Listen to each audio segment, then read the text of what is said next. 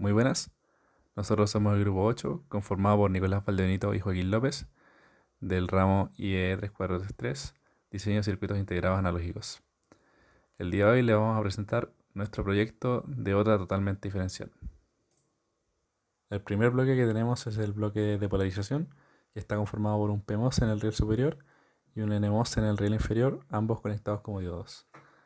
La resistencia se ocupa para setear la corriente, que en este caso es de 60 microamperes. Y el NMOS y PMOS tienen ambos una longitud de 0,6 micrómetros. El siguiente bloque que tenemos es la etapa 1 de amplificación. Este bloque cuenta con un par diferencial de entrada, cuya corriente está limitada por la corriente cola con un 70% fijo y un 30% variable según el lazo de realimentación de modo común.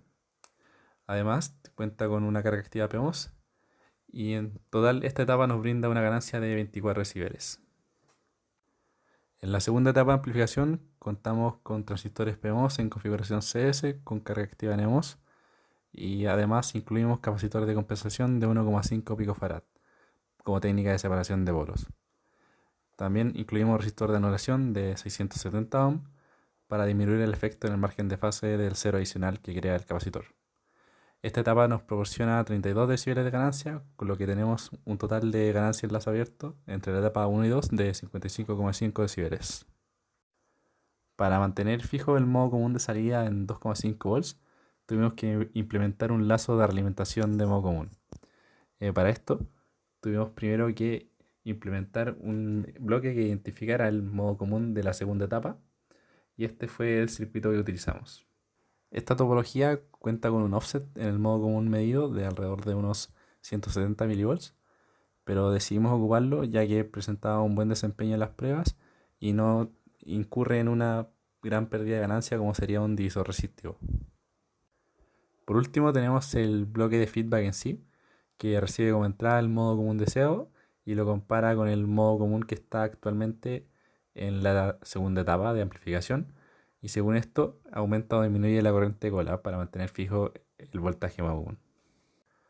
Para calcular a mano la ganancia de voltaje de lazo abierto, lo que hicimos fue calcular la ganancia individual de cada una de las etapas. Para ello ocupamos la función de interpolación y definimos como el producto de ambas ganancias la ganancia total de las etapas en conjunto. Aquí tenemos el diagrama de Bode generado para la ganancia de lazo abierto y podemos ver claramente una ganancia de 56 decibeles con una frecuencia de corte en 234 kHz.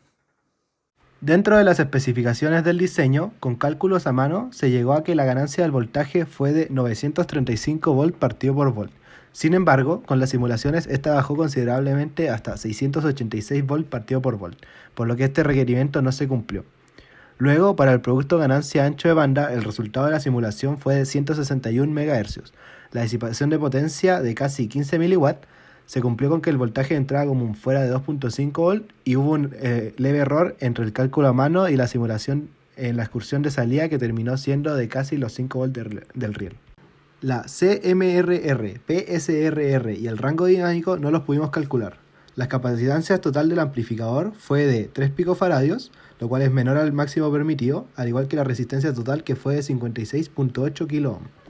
La realimentación para todas las pruebas fue capacitiva. El capacitor de realimentación fue de 1 picofaradio. La capacitancia de carga de 10 picofaradios, la resistencia de carga se consideró infinita y el feedback de modo común fue real y de tiempo continuo. El margen de fase, el offset sintomático y el tiempo de subida no pudieron ser calculados. Los anchos y longitudes de los transistores se consideró para NMOS 25.2 micrómetros y 0.6 micrómetros respectivamente, y para PMOS 266.7 micrómetros de ancho, 0.6 micrómetros de largo.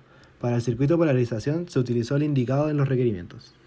La razón de espejo de corriente fueron las explicadas en cada etapa, todas menores a 10. La cancelación de polos y ceros no fue utilizada y la temperatura de operación se consideró a 25 grados Celsius. Y por último tenemos las referencias en las que pudimos basar nuestro diseño. Muchas gracias.